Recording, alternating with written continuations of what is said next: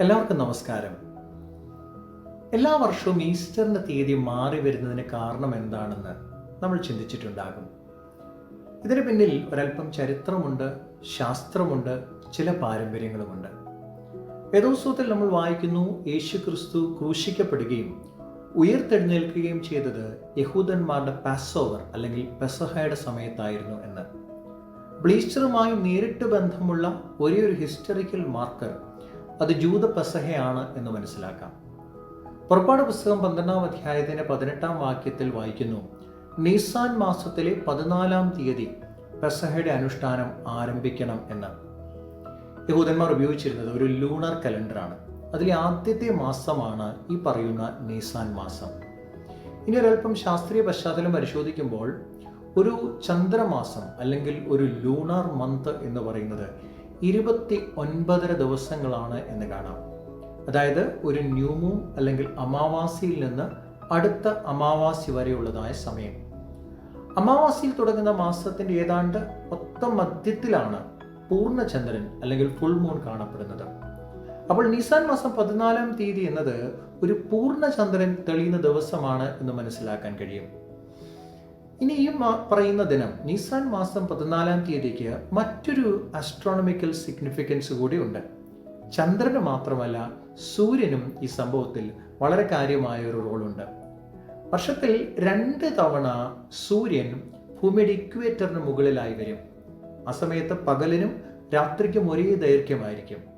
അത്തരത്തിലൊരു ദിവസമാണ് മാർച്ച് മാസം 21, സ്പ്രിംഗ് ഇക്വിനോക്സ് സംഭവിക്കുന്നതായ സമയം. ഭൂമിയുടെ നോർത്തേൺ ഹെമിസ്ഫിയറിലേക്ക് സൂര്യൻ പ്രവേശിക്കുന്നതായ ആ മൊമെന്റ്.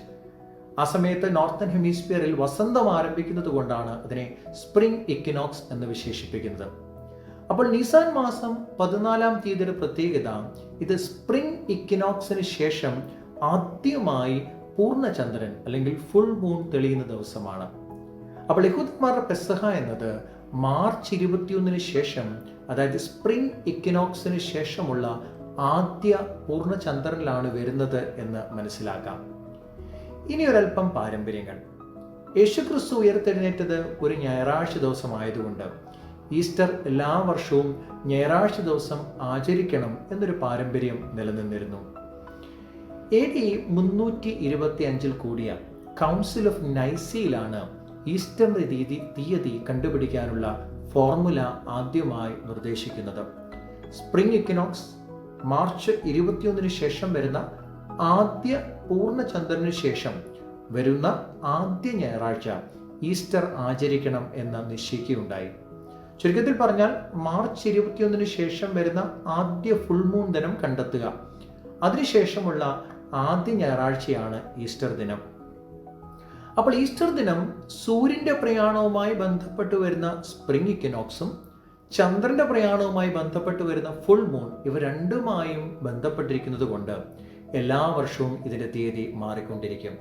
അപ്പോൾ ഈസ്റ്ററിന്റെ തീയതി ഏറ്റവും നേരത്തെ മാർച്ച് 22 ആകാം, പരമാവധി വൈകിയാൽ ഏപ്രിൽ 25. ഈ 2 തീയതികൾക്കിടയിലായിരിക്കും എല്ലാ വർഷവും ഈസ്റ്റർ വരിക. സ്പ്രിംഗ് ഇക്വിനോക്സ് വസന്തത്തിന്റെ ആരംഭത്തെയാണല്ലോ കുറിക്കുന്നത്. അപ്പോൾ അത് പുതുജീവനെയും റീബർത്ത് അല്ലെങ്കിൽ പുതുക്കത്തെയും അർത്ഥമാക്കുന്നതിനാൽ യേശുവിൻ്റെ ഉയർപ്പിനെ ഏറ്റവും നന്നായി പ്രതിഫലിപ്പിക്കുന്നുമുണ്ട്. അപ്പോൾ വർഷാവർഷം ഈസ്റ്ററിന്റെ തീയതി എങ്ങനെ നിർണ്ണയിക്കപ്പെടുന്നു എന്നതിന് പിന്നിലെ യുക്തി ഇതാണ്. ശ്രദ്ധാപൂർവം കേട്ടതിന് നന്ദി. ദൈവം അനുഗ്രഹിക്കട്ടെ.